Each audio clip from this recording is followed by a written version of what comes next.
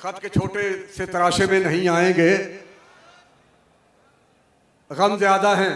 لفافے میں نہیں آئیں گے، اور یہ بات مختصر وقت میں ہو نہیں سکتی، درد زیادہ ہیں خلاصے میں نہیں آئیں گے۔ لیکن ہم لوگ جو جیلوں سے باہر آئے ہیں، آپ کہتے ہیں کہ یہ لوگ بڑے ہیں، ہم بڑے ہیں، آپ ہمارے بارے کہتے ہیں کہ یہ لوگ بڑے ہیں۔ اصل میں بات یہ نہیں،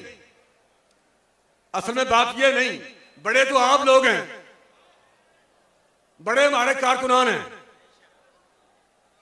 بڑے حضور علیہ السلام کے یہ عاشق ہیں جو شاپروں میں چاول کھاتے ہیں، روڈ پہ سوتے ہیں، اور جب گولی چلتی ہے تو سب سے آگے سینہ تان کے کھڑے ہوتے ہیں۔ کچھ نہیں بدلا، دیوانے تھے دیوانے ہی رہے، ہم نئے شہروں میں رہ کر بھی پرانے ہی رہے، اور دل کی بستی میں ہزاروں انقلاب آئے مگر درد سہانے تھے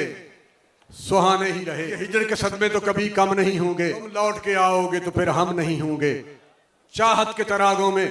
یہی بات عجب ہے، بجھ جائیں گے لیکن کبھی مدہم نہیں ہوں گے،